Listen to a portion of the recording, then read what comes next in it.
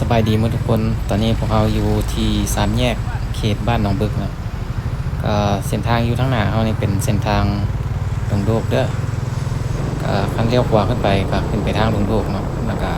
คันเลี้ยวซ้ายลงไปก็ไปทางสิเกิดแล้วก็ออกทางด่วนของเบียงเนาะมื้อนี้จะพาทุกคนมาอัปเดตเบิ่งเส้นทาง450 ปีอยู่เขตบ้านหนองบึกแล้วก็ไปหาหลวงนาโซกแล้วก็หนองบัวทองเนาะเส้นทางนี้ก็หลายปีแล้วเนาะที่เพิ่นสร้างมาเนี่ยก็ต้นไม้ใบหญ้าอยู่ตามสองฝั่งทางนี่ก็เพิ่นปลูกไปเกือบประมาณ10ปลายกว่าปีแล้ววันนี้จะพาทุกคนมาชมบรรยากาศอยู่แคมทางนี่ว่าเป็นอะไรปี2024นี่ก็จะเป็นอะไรก็ติดตามรับชมไปพร้อมๆกันเลยเด้อเส้นทางนี้สีพันก็เคยมาถ่ายวิดีโอไปเมื่อ2 ปีก่อนแล้วทุกคนก็ผู้ใดยังบ่ทันได้เบิ่งก็เลื่อนลงไปเบิ่งได้เนาะก็ผ่านไป2 ปีแล้วต้นไม้ก็ใหญ่ขึ้นหลายเติบแล้วซึ่งต้นไม้อยู่2ฝากทางนี่เนาะสีสุพรรณก็เคยบอกไปในคลิปเมื่อ2 ปีหลังแล้วก็เป็นต้นไม้ดูต้นไม้มีราคาแล้วก็สีสุพรรณก็มีส่วนร่วมได้มาปลูกต้นไม้นำเพิ่นอยู่2ฝากทางนี่เนาะก็ผ่านไป10ปลายกว่าปีแล้วก็จะได้ประมาณนี้ต้นไม้ก็เขียวงามเนาะตอนนี้ก็เป็นช่วงหน้าฝนเนี่ยต้นไม้ใบหญ้ากำลังเขียวงามและเส้นทางตัวนี้เนาะก็มันจะตัดกับเส้นทางตัวมันตัดใหม่เนาะจากดงนาทองไปหาหนองพญาศรีสุวรรณได้ถ่ายลงไปละคลิปวิดีโอล่าสุดก็อยู่ตาม2ฝากทางเนาะอยู่เขตแถวนี้ก็ยังบ่ได้มีการปลูกสร้างหรือว่าถมดินเฮ็ดงานเฮ็ดศาลหยังพอปานใดก็แต่ว่าอยู่ส่วนเรื่องพุ่นเนาะทางหลวงนาโชคกับหนองบดบ้านหนองบัวทองพุ่นจะค่อนข้างหลายแต่นี่เห็นเขาเจ้ามาถมดินเฮ็ดสร้างเฮ็ดงานเฮ็ดศาลเนี่ยกำลังปลูกสร้างนี่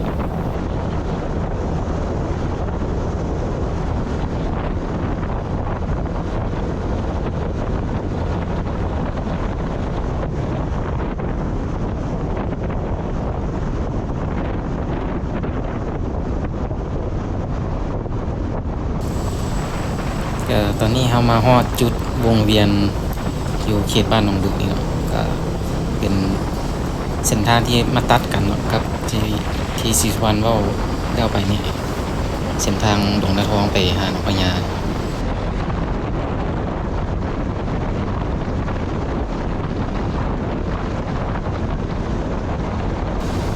อยู่เบื้องขวานี่ก็เป็นบริษัทพงสวรรค์เห็นบ่ทุกคนอยู่แคมป์ตรงนั้นก็เริ่มถมดินมามืดแล้วคิดว่าน่าจะอีกบ่โดนเนาะประมาณ 4-5 ปีนี่มาเบิ่งนี่สองฝั่งทางนี่น่าจะเต็มไปด้วยเฮือนศาลบ้านซ่องหยังต่างๆ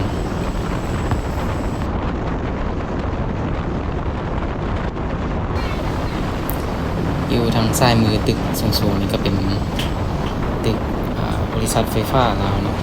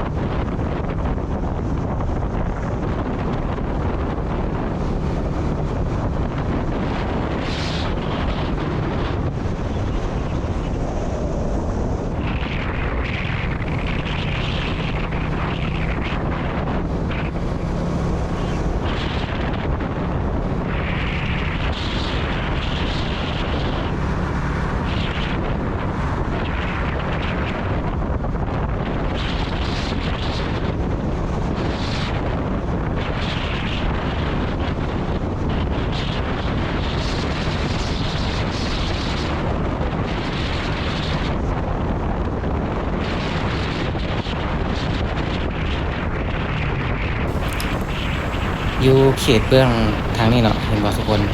ตึกนี่ยังถือว่าเต็มหมดละเขาปลูกเพิ่นปลูกสร้างมีหยังต่างๆก็ตอนนี้พวกเราขี่รถมาจนสุดทางของเส้นทางนี้แล้วก็คันเลี้ยวซ้ายขึ้นไปก็ออกไปทางหนองบัวทองเนาะเลี้ยวขวาไปนี่ก็ออกทางดงนาโศกก็จะจบคลิปวิดีโอไว้แต่เพียงเท่านี้เด้อทุกคนก็ฝากทุกคนติดตาม40,000ตอนต่อไป